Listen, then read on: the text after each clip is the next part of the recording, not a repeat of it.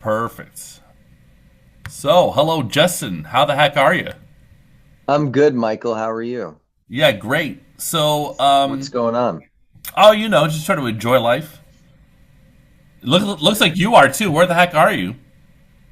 I'm in the California desert. Ooh, very cool, very cool. And please tell my audience about the character you play in the film The Roaring Game. I play a Canadian hockey player named Troy Sampson, who's coaching the girls' Olympic hockey team, Oh, but secretly being a bit of a Harvey Weinstein. yeah, maybe not as prolific, but maybe with some similar intentions. What did you find interesting about your character when you read the script for the first time? What I found interesting about my character was that he seemed like every dude that I grew up with in growing up in Vancouver Island. Oh, And so okay. I kind of grew up around these hockey players, and I knew these guys. I grew up with these guys. And so it just seemed like a perfect opportunity to full send into playing one of these guys. Good stuff. And did you enjoy acting with Darren Brooks? I loved acting with Darren. Yeah, Darren's a great guy. He's a very nice man. Yeah. I got to interview him early, like last week. He seems very, very earnest, and he means what he says, and he's genuine, and that's nice. Yeah. Yeah.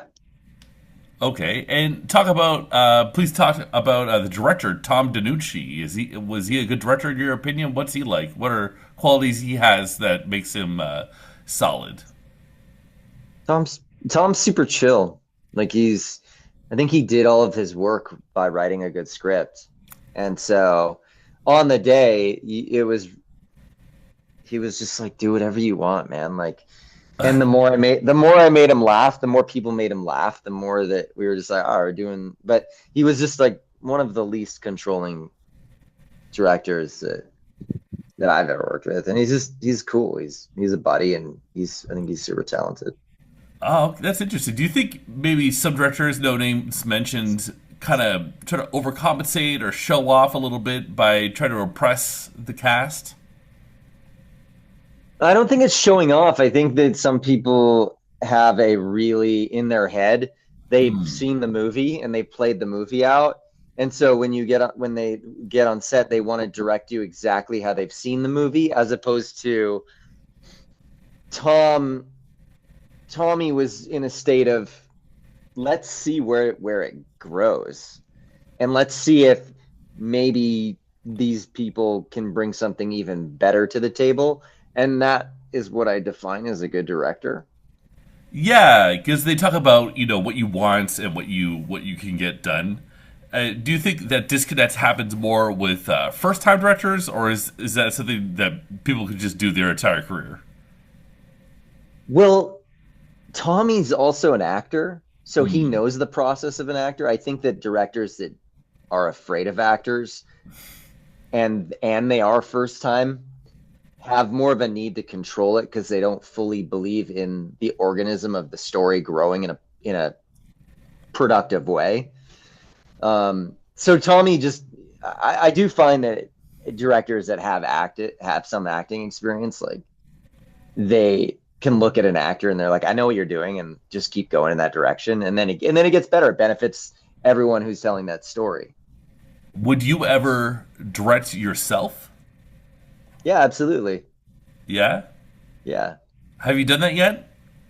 I've got a couple. I've directed some little things, and I've got two projects that I'm working on this year that I will Oh, be doing that. oh, that's exciting. That's great. So you said you're from Vancouver Island, so I assume you played some hockey growing up. Yes, sir. Okay, and did you enjoy it? Did you keep it up? I didn't keep it up. I didn't really enjoy it. Playing hockey was more of a way to fit in with the type of people that I grew up with. Playing hockey was kind of a thing to get my father's approval, You know, there's something about being a guy growing up as a boy in Canada where there's all these expectations of like, well, you're supposed to play hockey, you're supposed to be like this, and so a lot of me growing up in Vancouver Island was, I think, just trying on hats of like, who am I? I mean, I don't think I found out who I really was until I was in my 20s. Okay. And would you say people are very outdoorsy in British Columbia? Oh, for sure, yeah. That's a I don't big think there's a thing. I don't think there's a better place to be outdoorsy than British Columbia. It is very beautiful. But okay, what about curling? Did you ever play curling, or have you done it for this movie? I have not played curling. I don't know Right. anything about curling. I did it once. It was more fun than I thought. It kind of reminded me of bowling. Oh, cool. Okay, so it's bowling on ice. Yeah, Yeah, it's I like mean, like. I think I'm learn more about curling watching this movie than any other Have you seen it thing. yet? I have, yeah. Oh, okay. And what do you think is the best thing about this movie besides your own performance? Uh, what's the best thing about this movie? Well, I just think it's a fun movie that you can just laugh at dumb jokes, and it Right. just goes back to those 90s, early 2000s silly movies that sometimes people would smoke a bowl and watch. Sure. It was just like, or like Kingpin or Hmm. Dumb and Dumber, like these movies that they don't really make too much of anymore. Hmm. And so I found this refreshing. It was just like it was jokes that like universally everyone can kind of relate to and laugh about. And yeah, I just thought it was like a silly movie. They went back to the just the art of like simple entertainment that the whole family can watch.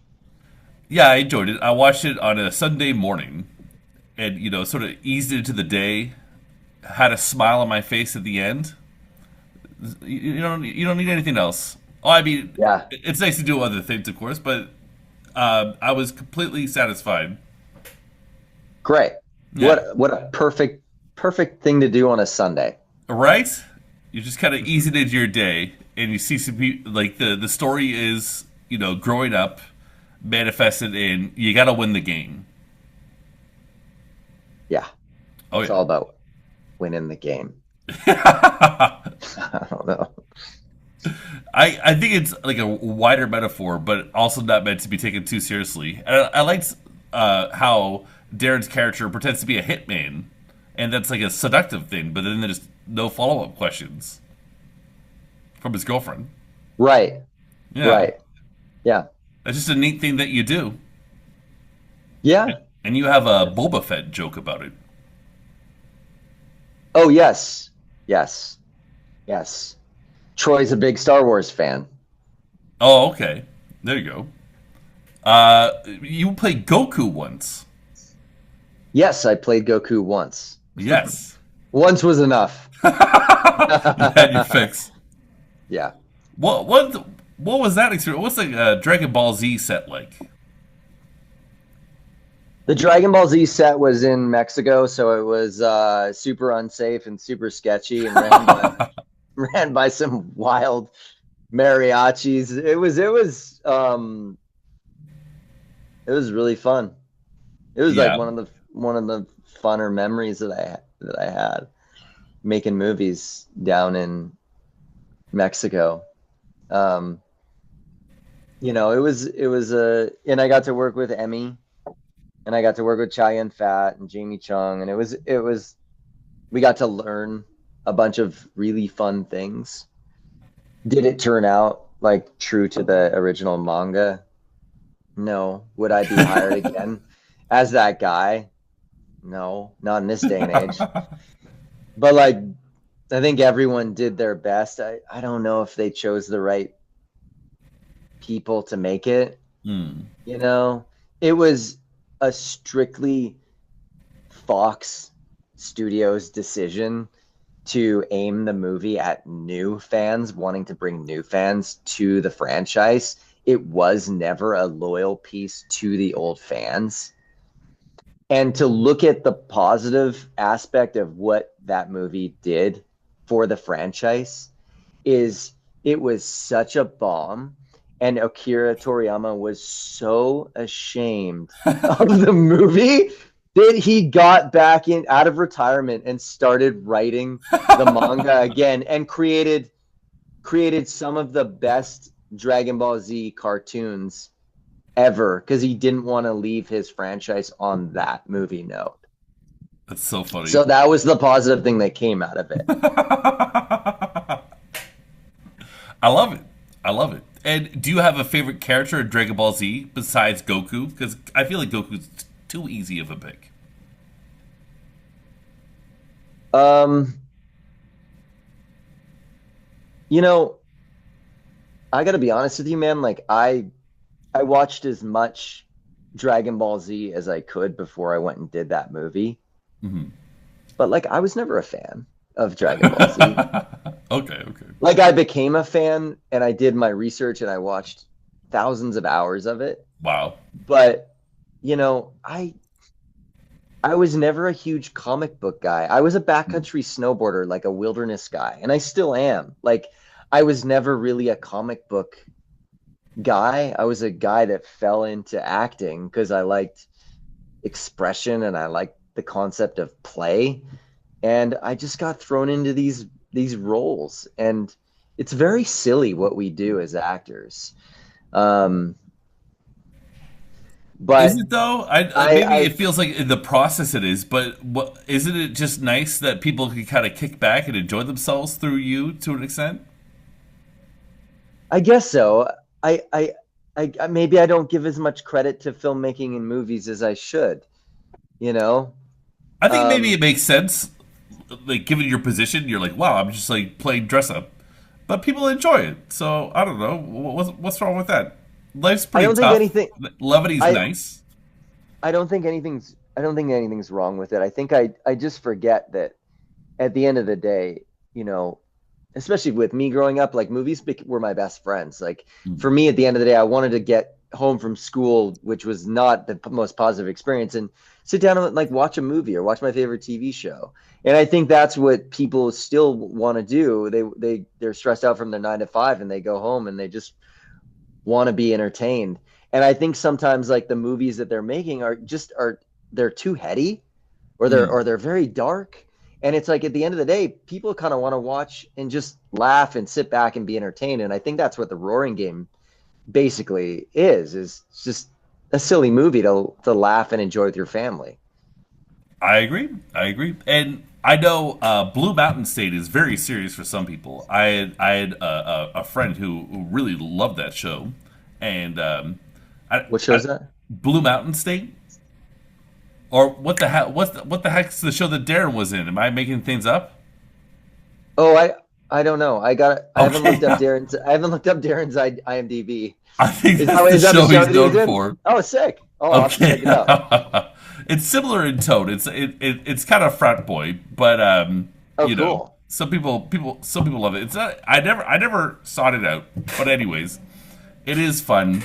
And heck, what was Mickey Rourke like? You didn't have any scenes with him? I guess you never met him. Or I did you didn't meet have him? any scenes. I didn't have any scenes with Mickey. Yeah, No, but but you, yeah. he's an icon. He's his career is pretty impressive. Mm. I don't know if his later years are his best. I think he's got a lot of demons that are clearly still chasing him, It seems like it.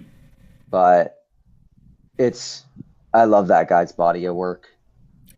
Yeah, yeah. I just see these clickbait articles. I don't read them, but he definitely seems to be having a hard time or putting people through a hard time, and that's too bad. He's still a great artist. It's got to be. It probably was hard being the biggest heartthrob in the world and one of the greatest actors, in that 90s era. Um, He was the great guy's in a, Sin the City. guy's a That's how I legend. kind of fell in love with him. You know? Yeah, yeah, he was great. Oh yeah. What were some movies you grew up with? You said in high school or growing up that there were certain shows and movies you were drawn to. What were some of those? For me, it was always the kind of classic hero's journey stuff. It was. Back to the Future. It was Indiana Jones. It was these mainstream movies because that's mostly what we got exposed to. It was Goonies. It was Stand by Me. I mean, it was a lot of what Spielberg put his touch on because they were so deep in that kind of Joseph Campbell hero mythology that was very universal to relate to and contained so much mystery and wonder. And when you watched it, you were like, "What's happening on the inside?" It was kind of you felt like you were having an experience. It was important. And so, yeah, those were the things that I kind of grew up with. That and The Simpsons. Good picks, good picks. Would you do a sequel to The Roaring Game? Would you have your character show up in two more movies? Most movies, I think my answer would be no, Yeah. but I would come back and play Troy Sampson in anything. I had so much fun playing this character, and I just got to riff and be such a weird version of myself. And so I would 100% come back and do a sequel. Um, you know, Troy's tour across America, picking up young girls fresh out of high school. Driving around America in a van. You know, maybe with Ricky. You know, the two of them just being complete creeps. Yes, absolutely. Oh my god! And what would be fun is, I imagine, at least for the second one, especially, he would really be pretty pissed off. Pissed off because he got beat up at the end. Yeah, like it didn't really work out for him. His plans didn't work out at all. Yeah, but I think he's a crafty guy I think Troy Sampson's a very crafty guy who's gotten his way in life, and so I'm sure he'll figure it out. He'll figure it out. Okay. All right. Well, Justin, thanks again for your time. It was a lot of fun chatting with you today. What is your final message to my audience to encourage them to see The Roaring Game? All right, go check out Roaring Game. Comes out February 6th on VOD and select theaters. Yes, it's fun. It's nice. That's what's going on. Awesome. Thanks, Okay. Michael. Great to meet you, man. Likewise.